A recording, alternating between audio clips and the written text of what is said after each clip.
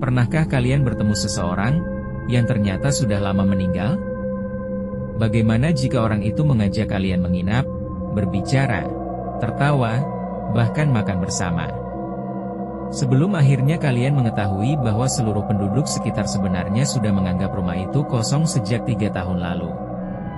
Malam ini, aku akan menceritakan sebuah kisah yang tidak pernah berani aku ceritakan sebelumnya. Kisah tentang sahabat lamaku. Dan malam ketika aku menginap di rumah orang yang ternyata sudah mati. Sebelum cerita dimulai, jangan lupa subscribe, like dan nyalakan lonceng notifikasi. Malam itu, aku sedang duduk sendirian sambil mengedit video klien di apartemen kecilku di Bandung. Ketika aku sedang memilih video, tiba-tiba layar laptopku berkedip. Bukan karena listrik, tapi karena sebuah pesan masuk. Nama pengirimnya membuatku membeku. Nadia. Aku menatap layar cukup lama. Nadia adalah teman SMA-ku. Kami sangat dekat dulu. Namun sejak lulus sekolah, hubungan kami perlahan hilang. 3 tahun terakhir kami benar-benar tidak pernah bertemu. Pesan itu berbunyi, "Alia, kamu masih ingat rumahku kan? Datanglah."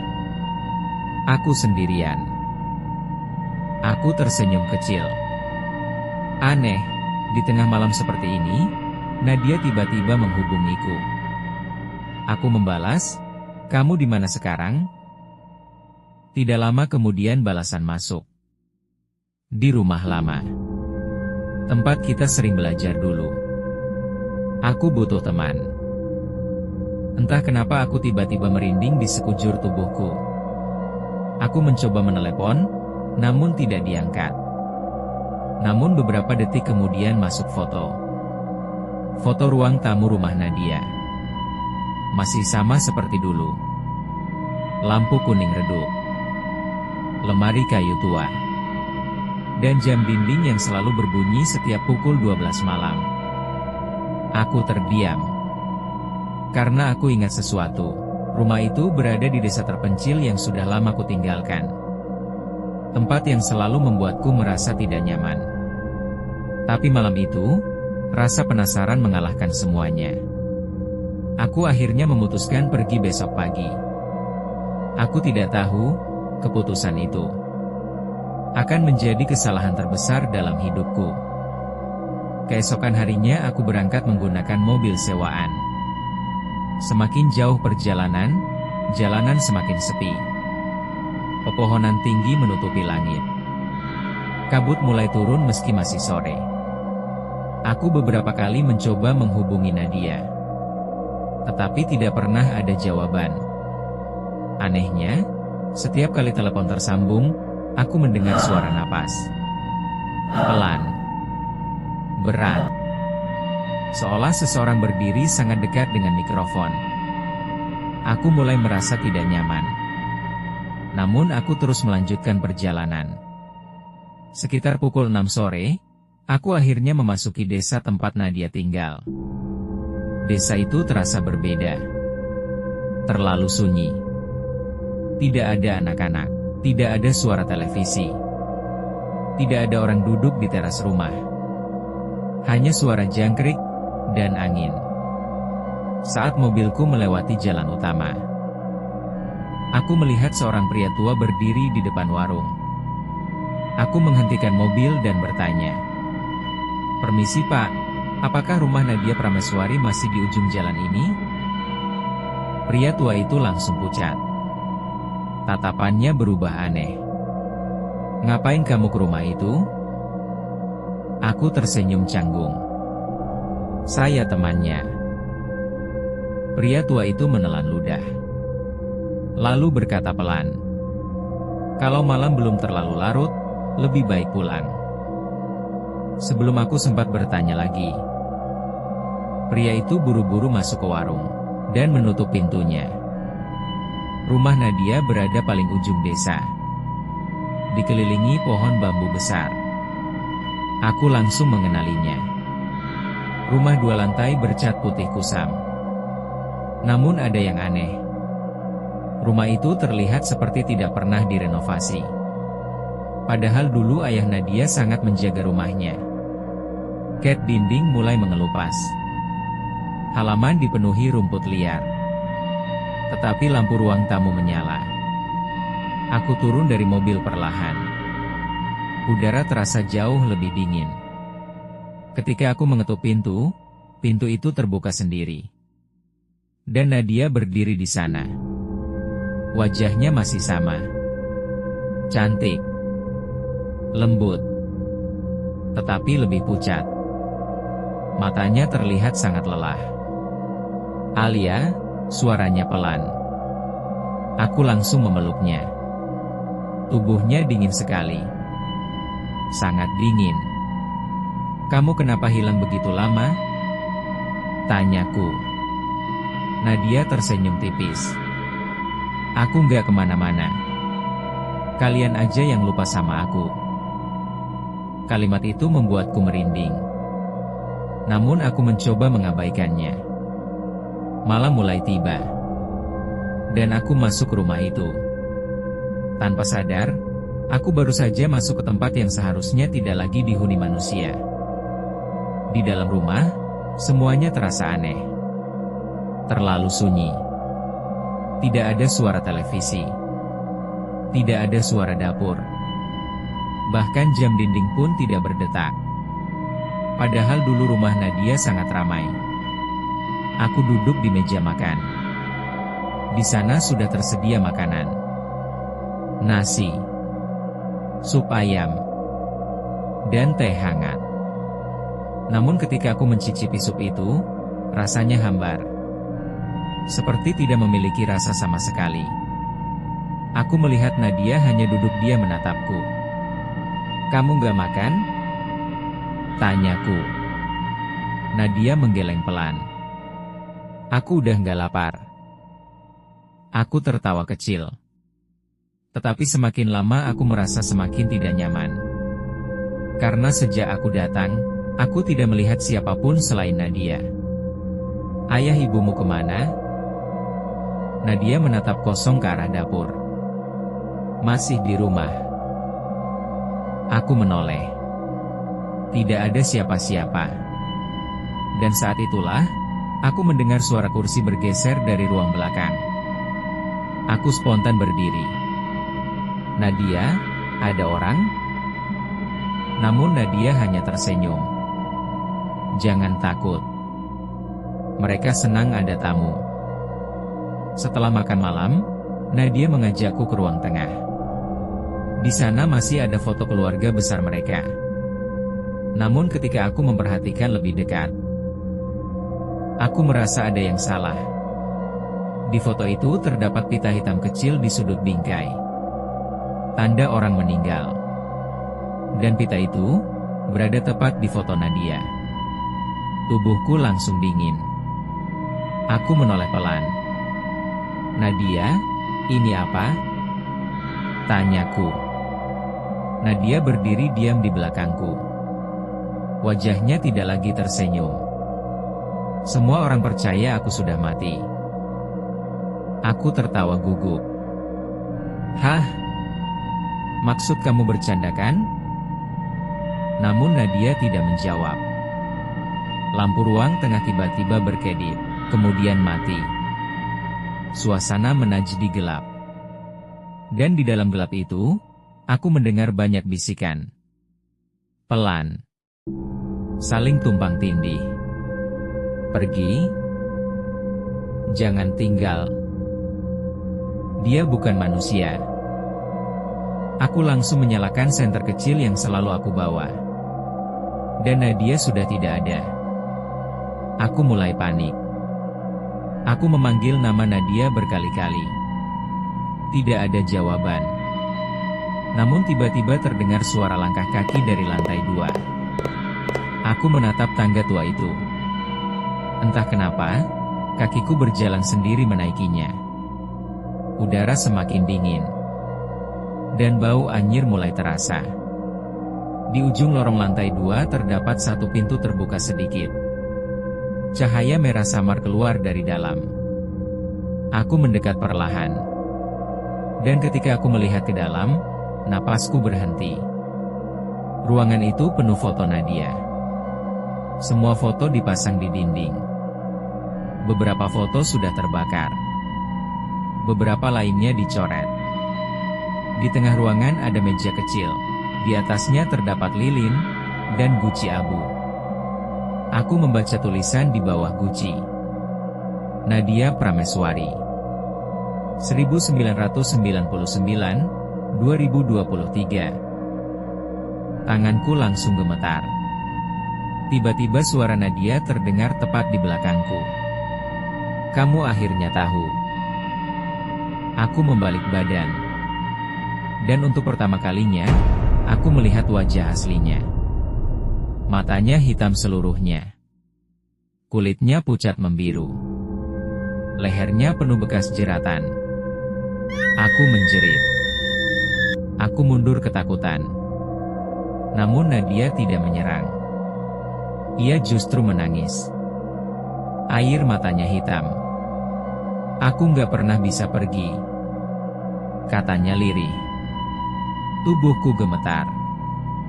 Nadia, apa yang sebenarnya terjadi? Tanyaku sedikit gemetar. Nadia duduk perlahan di lantai. Lalu mulai bercerita. 3 tahun lalu, Nadia bunuh diri di kamar itu. Ia depresi setelah tunangannya berselingkuh. Namun keluarganya menutupi penyebab kematian itu. Sejak malam kematiannya, rumah itu mulai dihantui. Ayah Nadia meninggal karena stroke. Ibunya kehilangan kewarasan. Dan penduduk desa mulai percaya rumah itu dikutuk. Tapi aku nggak pernah sendiri, ucap Nadia. Aku menatapnya bingung. Nadia perlahan menunjuk sudut ruangan. Di sana, berdiri banyak sosok hitam. Tinggi. Kurus. Tanpa wajah. Mereka diam menatapku. Ada yang tinggal bersamaku di sini, lanjut Nadia. Aku langsung berlari turun. Aku hanya ingin keluar dari rumah itu. Namun ketika sampai di pintu depan, pintunya tidak bisa dibuka. Aku menarik sekuat tenaga. Terkunci. Padahal sebelumnya tidak dikunci. Lampu rumah mulai mati satu persatu. Suara langkah kaki terdengar dari segala arah. Aku menoleh. Sosok-sosok hitam tadi sudah berada di bawah. Berdiri mengelilingiku. Tubuh mereka tinggi hampir menyentuh langit-langit. Tidak memiliki mata. Tidak memiliki mulut. Namun aku mendengar suara mereka langsung di kepalaku. Tinggal bersama kami. Aku menjerit histeris. Dan saat itu Nadia muncul lagi. Kalau kamu keluar sekarang, mereka akan ikut. Aku menangis. Kamu maunya apa? Nadia menatapku dengan mata hitam pekat. Aku cuma gak mau sendirian lagi. Tiba-tiba terdengar suara tertawa dari dapur. Aku menoleh. Seorang wanita tua berjalan pelan sambil menyeret kaki. Ibu Ratna. Wajahnya sangat pucat. Matanya cekung. Ia menatapku sambil tertawa kecil. Kamu bisa lihat Nadia ya? Aku mengangguk gemetar. Wanita itu mendekat. Bagus. Berarti dia memilih kamu. Aku tidak mengerti. Namun Ibu Ratna tiba-tiba menarik tanganku sangat keras. Lalu berbisik, kalau dia meminta kamu tinggal, jangan pernah jawab iya. Seketika seluruh lampu rumah menyala merah. Dan Nadia berteriak sangat keras. Ibu diam. Suara itu membuat kaca rumah pecah bersamaan. Aku menutup telinga sambil menjerit. Jam dinding menunjukkan pukul 1.13. Namun waktu terasa berhenti. Aku mencoba melihat ponsel. Tidak ada sinyal. Baterai ponsel turun sendiri. Suara azan subuh tidak pernah terdengar. Malam itu seperti tidak pernah bergerak menuju pagi. Setiap kali aku mencoba duduk diam, aku mendengar suara orang berjalan di loteng. Kadang suara perempuan menangis. Kadang suara seseorang menggaruk dinding. Dan yang paling mengerikan, kadang aku mendengar suaraku sendiri memanggil namaku. Alia. Padahal aku tidak bicara. Aku mulai kehilangan akal. Aku terus membaca doa. Namun setiap doa membuat suara di rumah itu semakin gaduh. Seolah sesuatu membencinya. Dan di sudut ruang tamu, Nadia hanya berdiri diam, menatapku tanpa berkedip. Sekitar entah jam berapa, aku mendengar suara dari bawah lantai. Seperti seseorang mengetuk dari dalam tanah. Aku mengikuti suara itu menuju dapur. Di bawah karpet tua, terdapat pintu kayu kecil. Aku membukanya perlahan. Tangga sempit menuju ruang bawah tanah. Bau busuk langsung menyergap. Aku hampir muntah. Namun rasa penasaran membuatku turun. Di bawah sana sangat gelap. Hanya ada satu lampu redup menggantung. Dan di dinding, terdapat banyak tulisan. Jangan dengarkan dia. Dia sudah mati.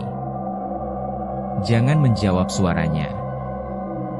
Di sudut ruangan terdapat kasur tua. Dan di atas kasur itu, ada mayat. Tubuh perempuan yang sudah mengering. Masih mengenakan dres putih. Rambut panjang. Leher membiru. Itu Nadia. Itu tubuh aslinya Nadia. Aku menjerit sekuat tenaga. Suara Nadia tiba-tiba terdengar dari belakang. Aku gak pernah pergi dari rumah ini. Aku membalik badan perlahan. Ia berdiri di tangga. Wajahnya kini berubah mengerikan. Mulutnya robek sampai pipi. Matanya menetes darah hitam. Aku cuma ingin ditemani. Lampu ruang bawah tanah berkedip cepat. Dan sosok-sosok hitam mulai turun satu persatu. Mereka mengelilingiku. Aku menangis histeris. Nadia, tolong, aku mau pulang. Nadia mendekat. Kalau kamu pergi, aku sendiri lagi. Lalu ia mengulurkan tangan dinginnya. Tinggal di sini. Saat itulah aku sadar. Jika aku menerima tangannya, aku tidak akan pernah keluar hidup-hidup. Aku langsung membaca ayat suci sekeras mungkin. Seluruh rumah bergetar. Sosok-sosok hitam berteriak. Suara mereka memekakkan telinga. Nadia menjerit marah. Dinding mulai retak. Lampu meledak. Aku terus membaca doa sambil berlari menaiki tangga. Di belakangku terdengar suara langkah kaki sangat cepat. Pintu ruang bawah tanah tertutup sendiri. Aku berlari menuju pintu depan. Dan kali ini, pintunya terbuka. Aku langsung keluar. Tiba-tiba hujan turun sangat deras. Aku berlari menuju mobil tanpa menoleh. Namun sebelum masuk mobil, aku mendengar suara Nadia dari belakang. Pelan. Sedih. Alia, aku hampir menoleh. Namun aku teringat akan tulisan di dinding. Aku berusaha tidak dengarkan panggilan dia. Aku langsung masuk mobil dan tancap gas. Pagi harinya aku berhenti di warung tempat bertemu pria tua kemarin. Pria itu langsung terkejut melihatku masih hidup. Astaga, kamu keluar dari rumah itu? Kata pria itu terkejut heran. Aku mengangguk lemas. Lalu pria itu menceritakan semuanya. 3 tahun lalu Nadia memang meninggal bunuh diri. Sejak itu banyak orang mengaku melihatnya masih berjalan di sekitar rumah. Beberapa tamu pernah datang. Dan semuanya hilang. Tidak pernah ditemukan. Aku langsung merinding. Kenapa rumah itu nggak dihancurkan? Pria tua itu menatapku lama. Karena setiap orang yang mencoba menghancurkannya, mati. Aku terdiam. Lalu perlahan bertanya. Kalau begitu, siapa yang mengirim pesan ke saya? Pria tua itu langsung pucat. Dan berkata pelan. Nomor Nadia sudah tidak aktif sejak hari kematiannya. Aku kembali ke Bandung hari itu juga. Namun semuanya belum selesai. Malam pertama setelah pulang, aku mendengar suara ketukan di pintu apartemen. Ketika aku membuka pintu, tidak ada siapa-siapa. Hanya bau tanah basah dan jejak kaki berlumpur. Masuk ke dalam apartemen. Malam berikutnya, laptopku menyala sendiri. Layar menampilkan webcam. Dan di belakangku, ada Nadia. Berdiri diam. Aku langsung membalik badan. Kosong. Namun ketika melihat layar lagi, Nadia tersenyum. Matanya hitam. Dan bibirnya bergerak pelan. Aku masih sendirian. Layar laptop langsung mati. Sejak malam itu, aku tidak pernah benar-benar merasa sendiri lagi. Kadang aku mendengar suara langkah di apartemen. Kadang ada suara perempuan menangis di kamar mandi. Dan setiap pukul 1.13 malam, ponselku selalu menerima pesan kosong. Dari nomor Nadia. Hingga sampai sekarang. Jika suatu hari kalian menerima pesan dari teman lama, yang tiba-tiba muncul setelah bertahun-tahun menghilang, pastikan dulu bahwa dia benar-benar masih hidup. Karena mungkin saja yang mengajak kalian datang bukan lagi manusia. Dan jika kalian mendengar seseorang memanggil nama kalian di malam hari, jangan pernah langsung menjawab. Terutama jika suara itu berasal dari orang yang sudah mati. Jika kamu suka cerita horor seperti ini, jangan lupa tekan tombol like, subscribe, dan nyalakan lonceng notifikasi. Karena di channel ini, masih banyak kisah cerita misteri yang lebih menegangkan. Dan ingat, tidak semua cerita horor hanya sekadar cerita.